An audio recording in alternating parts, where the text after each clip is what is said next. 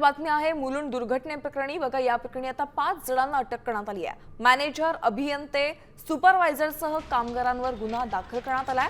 तसेच 2 कंपन्यांशी संबंधित अधिकाऱ्यांवर कारवाई केली आहे। यासोबत मिलन इन्फ्राच्या कंत्राटदारावर 5 कोटींचा दंड लावण्यात आलाय।